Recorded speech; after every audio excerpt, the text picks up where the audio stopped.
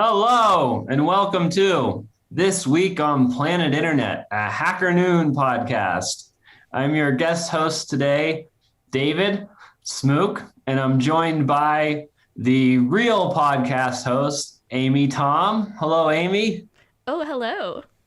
And the man, the myth, the legend, the inventor of the free internet plugin, Guy. He goes by one name like Cher. How Maybe are a you today, legend. Guy? Not bad, not bad. Very good. Are you, what time is it for you? It is just 5 p.m. Pretty mid-afternoon. I like it. Cool, working late. Great. So today we're going to talk about lots of cool stuff that's going on the internet. Um, and we're going to talk about NextDoor filing to go public, another social network out there. We're going to talk about Quinten Tarantino repurposing his content. We're going to talk about users owning their own content owning their own platforms, excuse me, as well as losing $1.8 million. So that sounds like a lot of fun. So the first story today is about NextDoor, and they have filed to go public. They did so using something called a special purpose acquisition company. So basically, Koshla Ventures, if I'm saying that right, they are backing the deal. So they're kind of putting in the initial money to go public. And what a special purpose, excuse me, I messed it up. It's a special purpose acquisition channel. Sorry about that.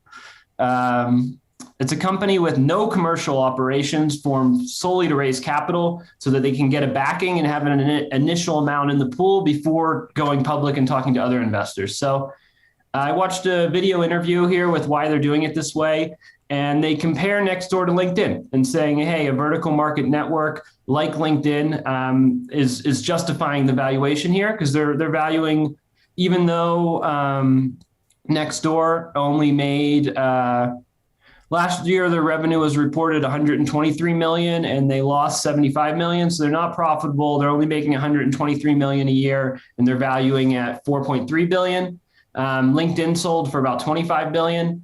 And they're also kind of citing different, basically that Nextdoor as a social network for your neighborhood has online and offline benefits where you are actually interacting with your neighbors more in person because of the online network, where a lot of the criticism of other social networks is the news feed of doom, and they're really making your real life worse. Nextdoor is trying to position itself as making your real life better.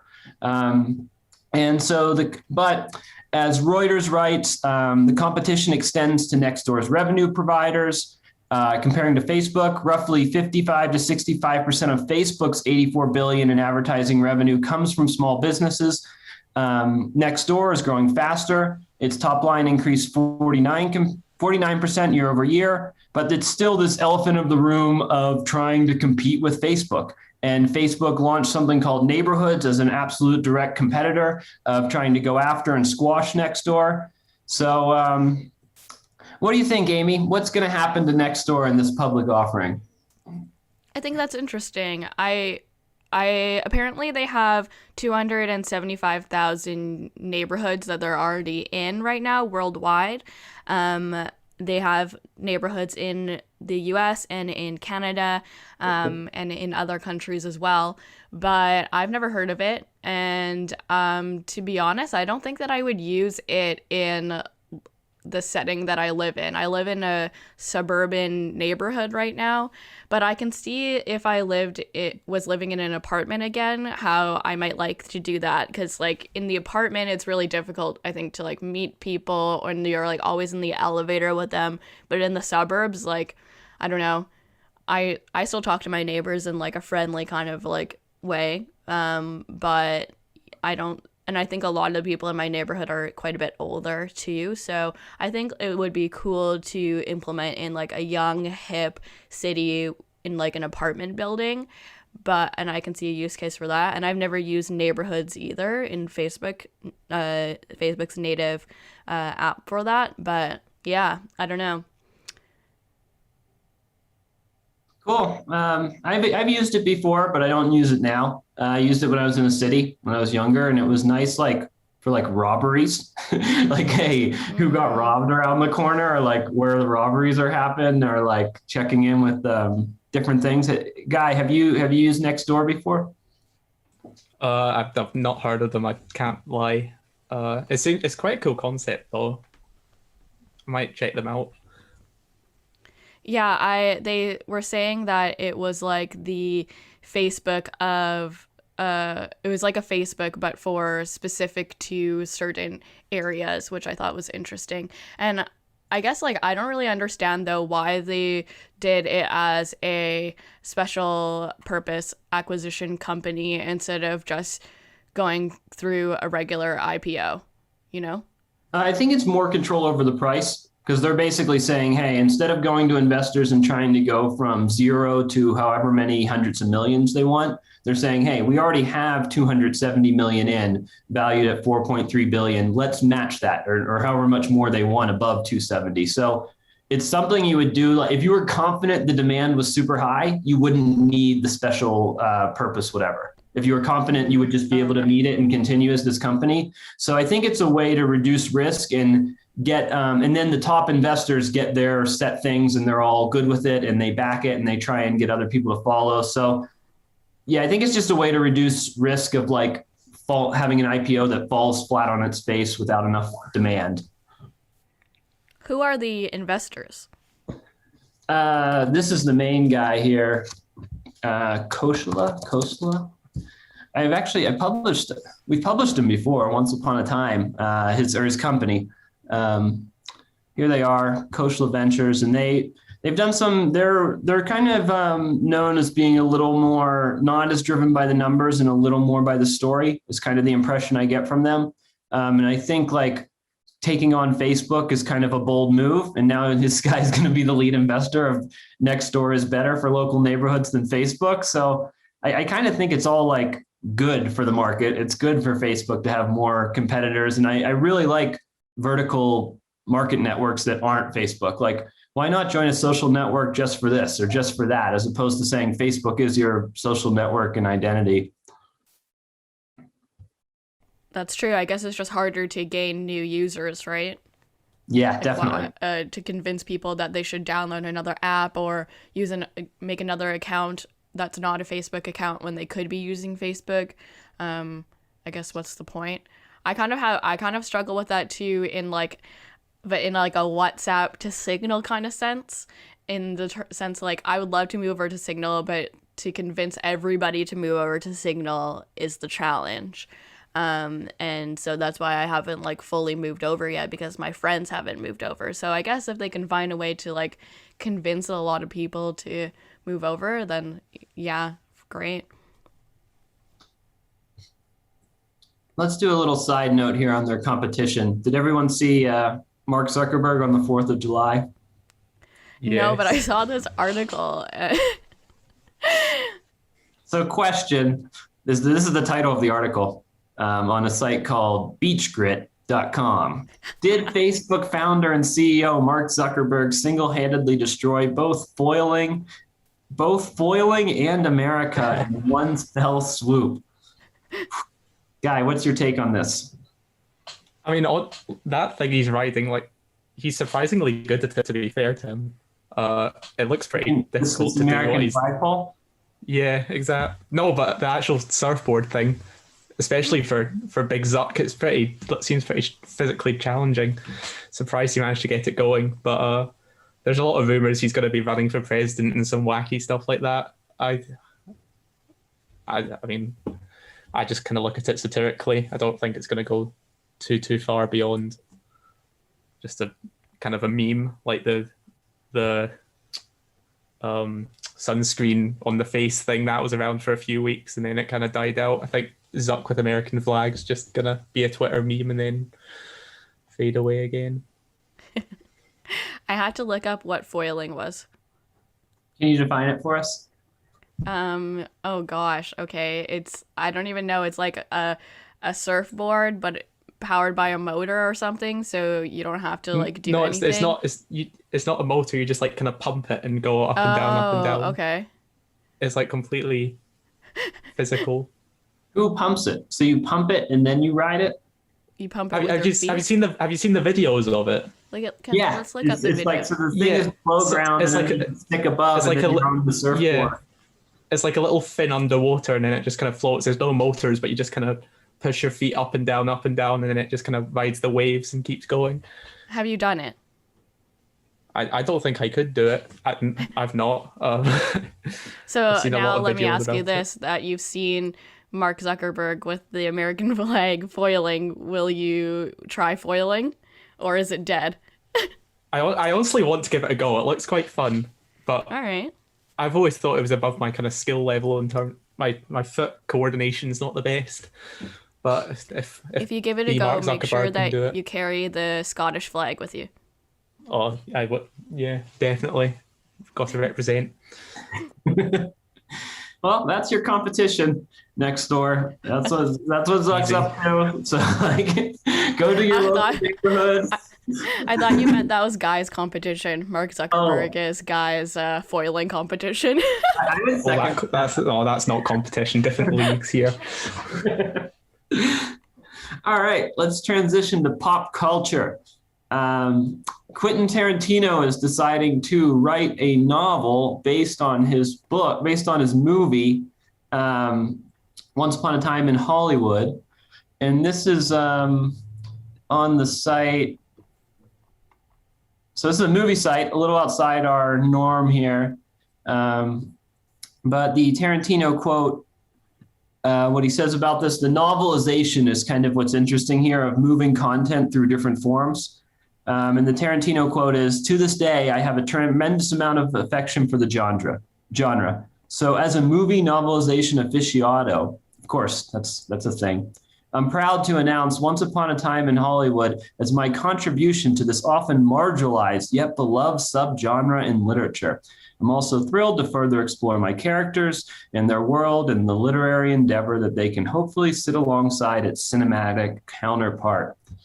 I brought this story up today because as content moves through different forms, it's interesting to think about how it trends or not, like blog post versus newspaper. Blog post used to be really shat on, transcript versus podcast, podcast versus sitcom. There's like things where you can kind of move characters around.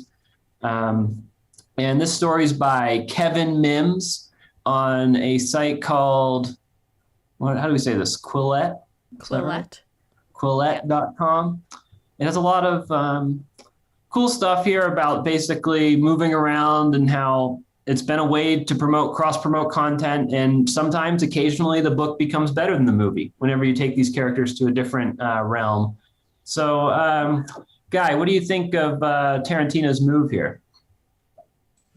I mean, traditionally, it goes the other way from book to movie, like Hunger Games or something like that. It is quite, from a marketing point of view, it is kind of a smart move since theaters won't be open for a while due to COVID.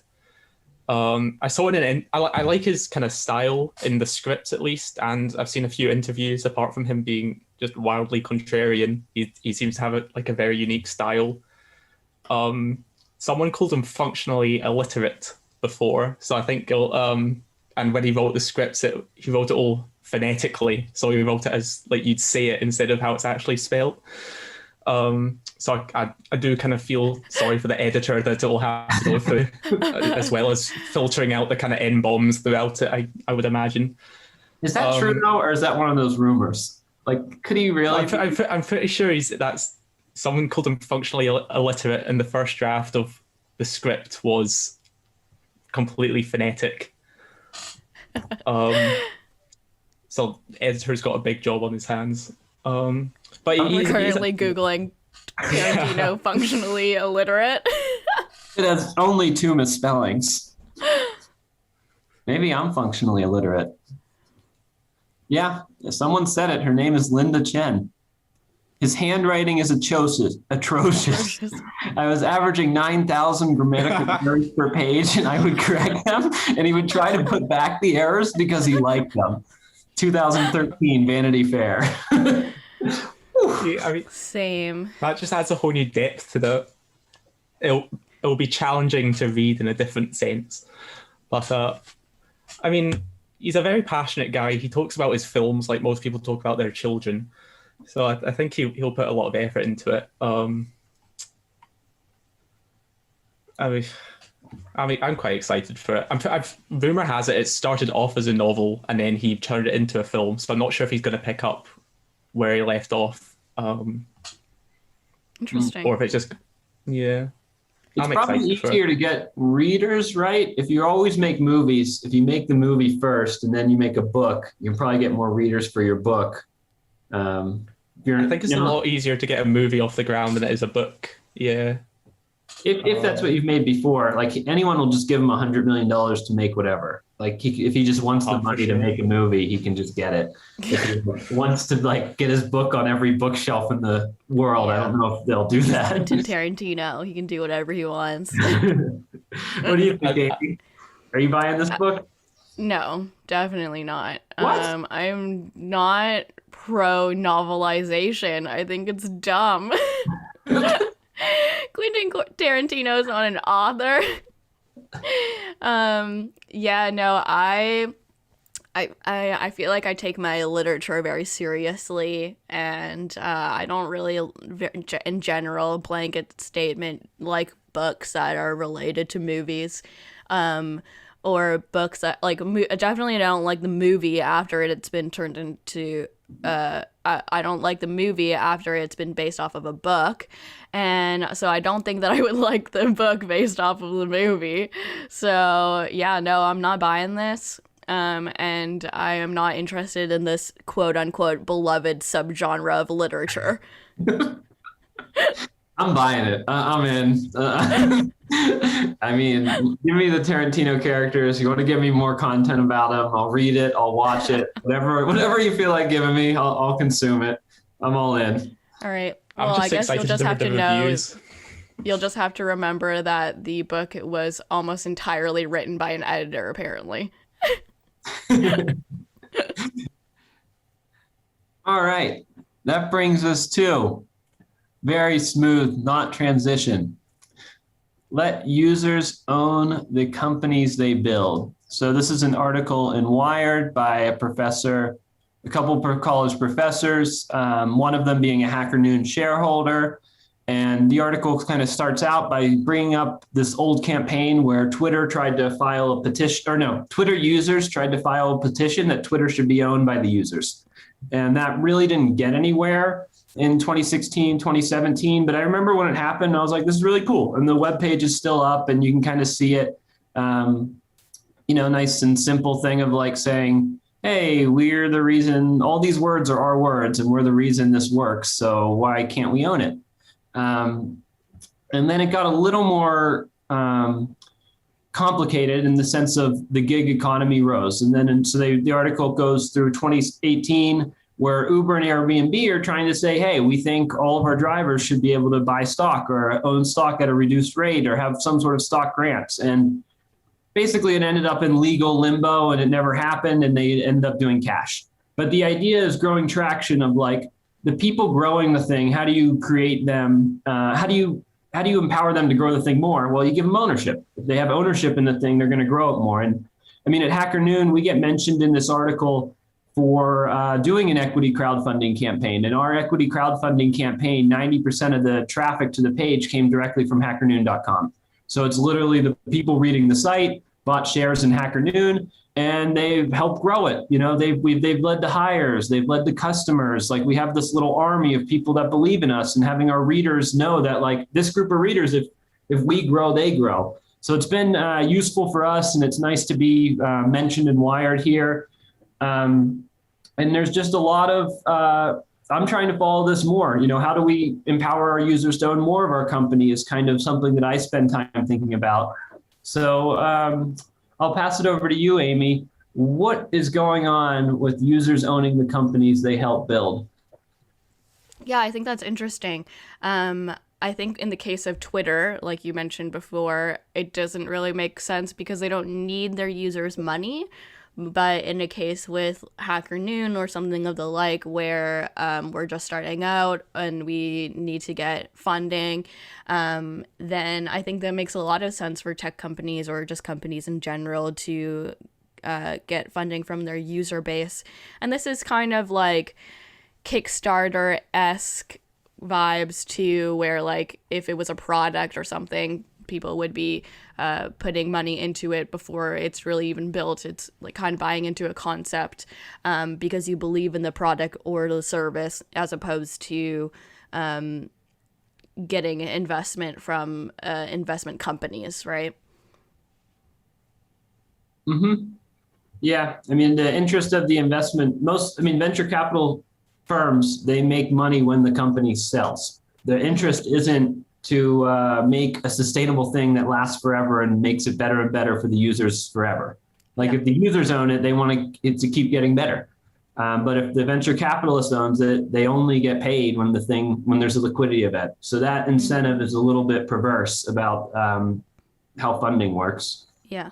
So, well, do you think that for companies like Twitter or maybe Facebook, it's too late for the users to own that platform?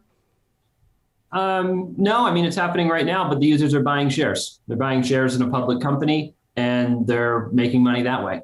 So there is some of it is happening. The overlap between someone who posts on Facebook every day and someone who owns Facebook stock, that's a pretty large group of people. So there are ways to just buy it. But like, hey, if I give Facebook 1 million, 10 million views because I put my content there and I created 10 million minutes of time reading or whatever I've done, like, don't you think I deserve some stake?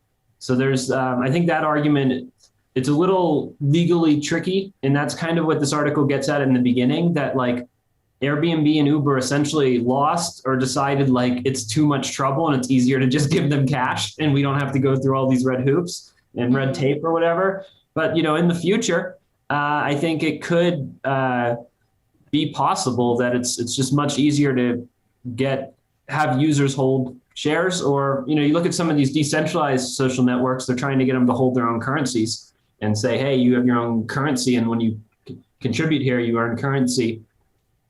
What do you think, Guy, coming from kind of the younger generation here, of like, when you're joining a social network, do you feel like you should own some of it? Or are you just accepting like the user is the user and I just accept their terms? I remember hearing ages ago that if you're not getting anything out of it, the user is the product. And so in Twitter and Facebook, your data and your personality become the product of Twitter and Facebook rather than the user.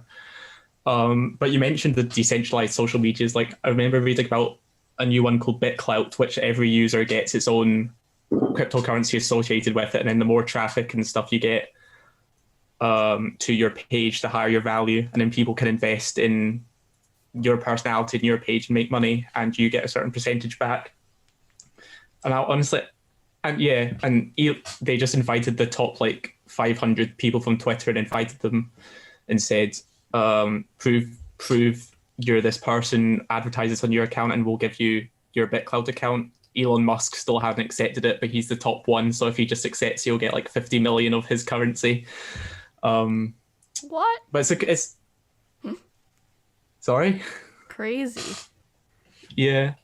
I think it's a really cool idea, though. Is it just bringing another avenue for value in social media? It's like it incentivizes you to post there consistently and post high quality content, because then you'll be benefiting yourself as well as others. Yeah, I talked to the founder of one of their competitors, and both of these companies, and their site is ideamarket.io.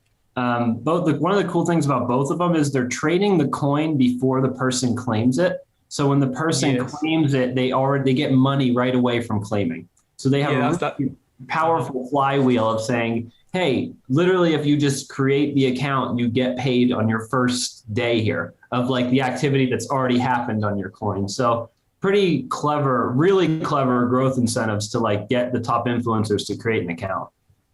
Yeah, that's what I was meaning. They created an account for Elon Musk, and he's not advertised it yet, but when he do, he's got $50 million waiting for him in his crypto. So Damn. Do you notice how the UI looks really similar to Twitter? Yeah. Yeah. Huh. Cool. Should we move over to losing $1.8 million on HackerNoon? Does that sound like a good one? This post is called How I Built a $1 Million Algo Trading Strategy, Then Lost It All. And it's written by, hopefully I say this right, Peregrine Buckler. And his bio is applying novel design methods to build resilient and evolutionary algorithms at Dune Capital. And in this story, I'll read the intro here. On May 23rd, I awoke at 4:23 a.m. to perform my insomniac routine of checking my Binance trading account. Bitcoin had crashed as it so often does. This time was different though. My 1.88 million was gone. I had made a mistake in my code, which caused my leverage trading algorithm to miss its stop loss, and I had been liquidated. So he lost all of his money from a coding mistake in his algorithm, his trading algorithm, which is pretty sad. And he woke up early to find it, but he still lost it all, which is also makes it sadder. And he kind of reaches the conclusion that he's going to build another one, which is pretty good. That's the only logical way forward from that. What do you think, Guy? What should our Mr. Buckler friend do? I mean, trading bots are notoriously hard to get right. By the sounds of it, it wasn't very automated. You're spending as much time looking at his screen as he would have been if he was just trading. But I guess it can be more precise in when you buy and sell and short. I mean, I'm not sure how well off this guy is if however much 1.8 million even was a massive hit to him. But I personally wouldn't trust putting a massive amount on a bot I made. What's that say about the confidence in your code? I mean, I don't think anyone's really... There's algorithms and bots selling for millions, and I don't think they really outperform most people most of the time. So we're still got a long way to go in there. But, I mean, credit to him for giving it a go. I even after that, I definitely wouldn't go back. But it said it was profitable, so it must have been doing okay. I was trading with 100% of my capital.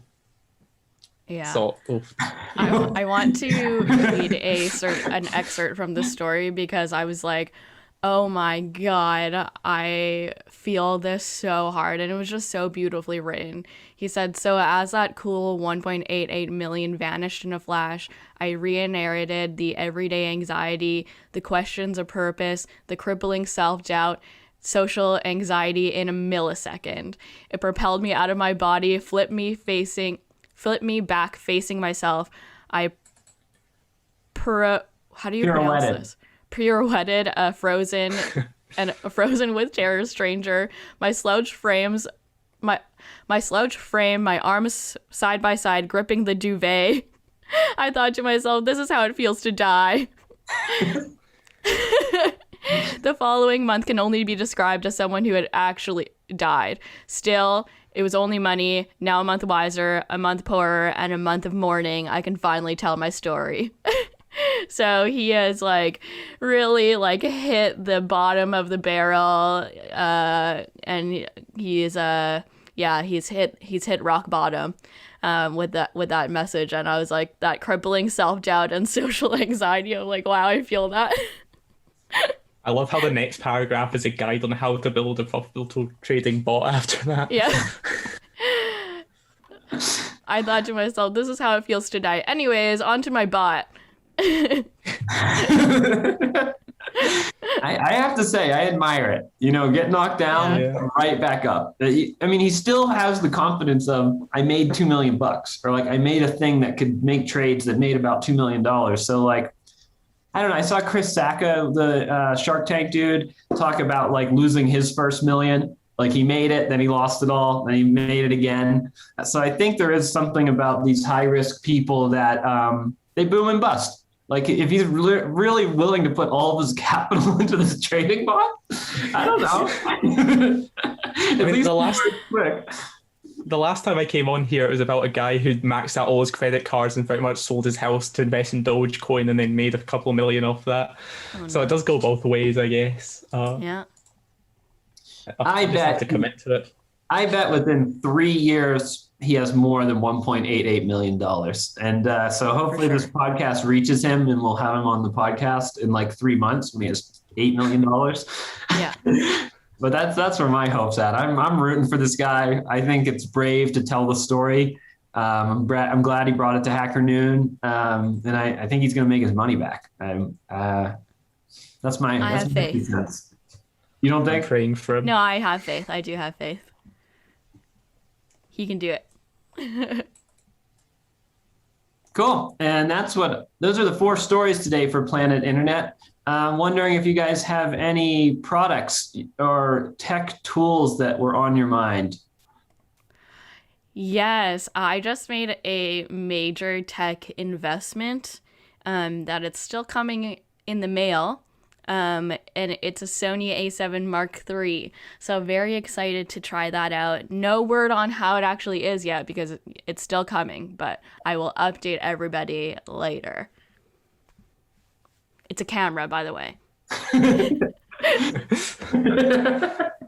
To clarify. Cool. What about you, Guy? Any new mechanical keyboards? No, still rocking the K-Tron K1. It's been pretty good so far. Nothing broken. Had a few spillages on it, but it survived. Spillages. Started learning a text editor tool called Vim the other week, which is more than twice my age. But apparently that's what all the high-level elite programmers use, so I started using it. And there's a lot of good stuff on HackerNoon. Every time I asked a question on Google, HackerNoon was a top thing. So if you're looking to learn Vim, there's a lot of good content here. I'd definitely go check it out. Cool. What about you, David? I don't really use David, technology. what about you? Yeah, I don't really use technology per se. No, yeah. You know what you got. I know what you got. I do have a recommendation. Okay. Oh, it's the dongle. Yes, that's what I was going to say, the dongle. When I switched computers, I couldn't use a microphone anymore because Apple cut out the USB. And then I realized I could get a dongle. So that's $20. I could show it to you, but if I do, USB-C AA to USB-C. I'll lose my microphone. David finally has his microphone. Yep. Yeti microphone. The dongle. And I'm recording 3 podcasts in 16 hours. This is number 2. Yep. Okay, this has been This Week on Planet Internet. Thank you, everyone, for listening on HackerNoon. And bye. Bye. Bye.